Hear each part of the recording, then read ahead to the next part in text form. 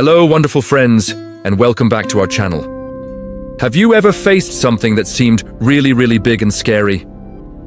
Maybe it was a big test at school, trying something new for the first time, or even just talking to someone you don't know. It can feel like you're standing in front of a giant, right? Well, today we're going to talk about a young boy who faced a real, actual giant, and how he found the courage to do it.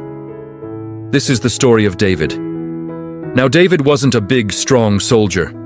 He was a shepherd boy. His job was to take care of his father's sheep. He spent his days out in the fields, making sure his flock was safe from wild animals like lions and bears. He was young, but he had a very important job, and he was very good at it. He was also a boy with a huge heart, full of faith and trust in God. Meanwhile, something very scary was happening. The army of Israel was in a standoff with their enemies, the Philistines.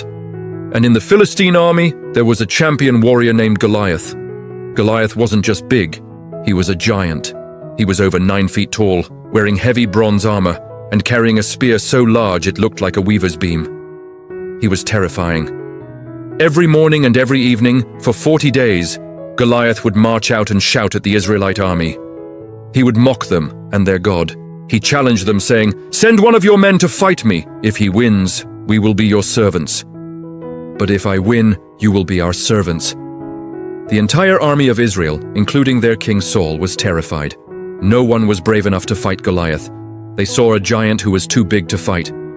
One day, David's father sent him to the army camp to bring food to his older brothers. When David arrived, he heard Goliath's loud, booming voice and saw how scared all the soldiers were. But David saw things differently. He wasn't focused on how big Goliath was, he was focused on how big his God was. He heard Goliath insulting God, and it made him angry. He asked the soldiers, "Who is this man that he should defy the armies of the living God?" David's brothers were annoyed with him. They told him to go back to his sheep. But David knew he had to do something. He went to King Saul and said, "Let no one lose heart on account of this Philistine. Your servant will go and fight him." King Saul looked at David, just a young boy, and said, "You can't fight him. You're only a boy, and he's been a warrior his whole life." But David had an answer. He told the king, "When a lion or a bear came and carried off a sheep from the flock, I went after it, struck it, and rescued the sheep from its mouth. The Lord who rescued me from the paw of the lion and the paw of the bear will rescue me from the hand of this Philistine." David didn't trust in his own strength. He trusted in God, who had helped him before. Seeing David's incredible faith, King Saul agreed. He tried to put his own heavy armor on David, but it was too big and clumsy. David took it off. He wasn't going to fight like a soldier. He was going to fight like a shepherd. He went to a nearby stream, picked up 5 smooth stones, and put them in his shepherd's bag. With his sling in his hand, he walked out to face the giant. When Goliath saw David, he laughed. "Am I a dog that you come at me with sticks?" he bellowed. "Come here and I'll give your flesh to the birds and the wild animals." But David was not afraid. He shouted back with a voice full of courage, "You come against me with a sword and spear and javelin, but I come against you in the name of the Lord Almighty, the God of the armies of Israel, whom you have defied. This day the Lord will deliver you into my hands, and the whole world will know that there is a God in Israel." David ran towards Goliath. He took a stone from his bag, put it in his sling, and slung it with all his might. The stone flew through the air and struck the giant right on the forehead. Goliath stumbled and fell, face down on the ground. The small shepherd boy, with a simple stone and a big faith, had defeated the mighty giant.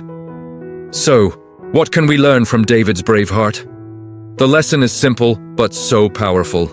God helps us be brave when we trust Him. When we face our own giants, our fears, our challenges, our worries, we don't have to face them alone. Like David, we can remember all the times God has helped us before. We can look at the problem not with our own eyes, but with eyes of faith, knowing that God is bigger than any giant we could ever face. So next time you feel small and your problem feels huge, remember David. Take a deep breath, trust in God, and know that with Him by your side, you have the strength and courage to face anything. Thank you so much for joining me today. I hope this story inspired you. If it did, please give this video a thumbs up and subscribe for more stories. Remember, you are brave and strong. See you next time.